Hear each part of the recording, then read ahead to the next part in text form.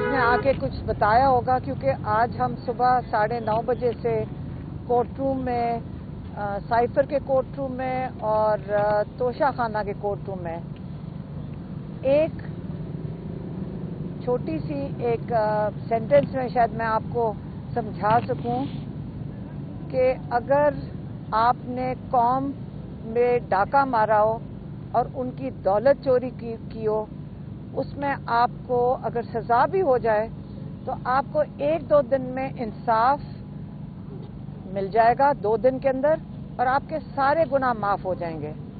लेकिन अगर इसी कौम का आप वोट पे डाका डालोगे तो आपको सजाए मौत का खदशा है।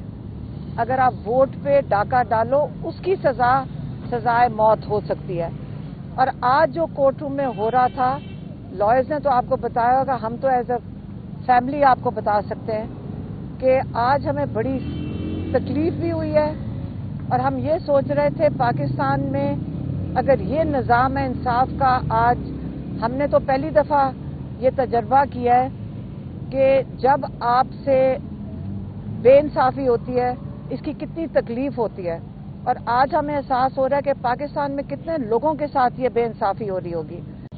आज जो सबसे ज़रूरी चीज़ है कि क्रॉस एग्जामिनेशन, जिन विटनेसेस ने तोशा खाना और साइफर के अंदर अपनी स्टेटमेंट्स रिकॉर्ड किए हैं, अब वक्त आ गया था कि इमरान खान के लॉयर्स और शाह महमूद के दोनों के लिए जो लॉयर्स हैं वो इनकी क्रॉस एग्जामिनेशन करें।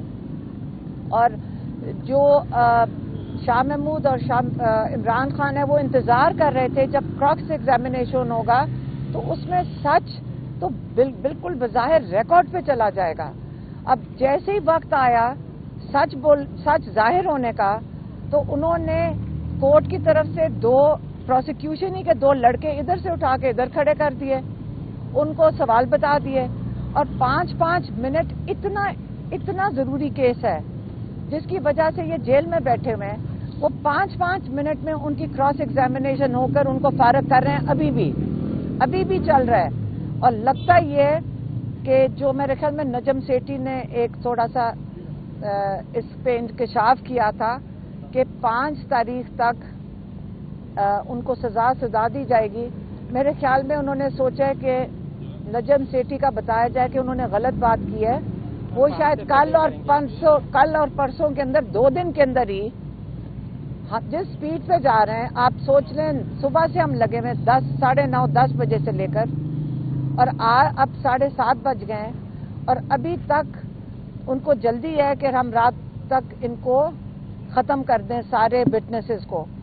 तो हमें आज बड़ी दुख है और हम यही कह सकते हैं कि अगर हम हाई कोर्ट या सुप्रीम कोर्ट देख ले कि क्या हो रहा है, और अगर आप इस चीज़ का अगर इंसाफ नहीं मिल सकता, अगर इनको सजा सुनाने का ही मकसद था, ये भूल जाएं कि हम इस चीज़ के ऊपर आराम से बैठे रहेंगे। अगर आपने हमें आते देखा है फैमिली को और ये सोच रहे हैं कि ये ख़वातीन हैं, हम सड़कों पे क्या, हम बिल्कुल जिस दरवाजे को खटखटाना पड़े हम खटखटाएंगे।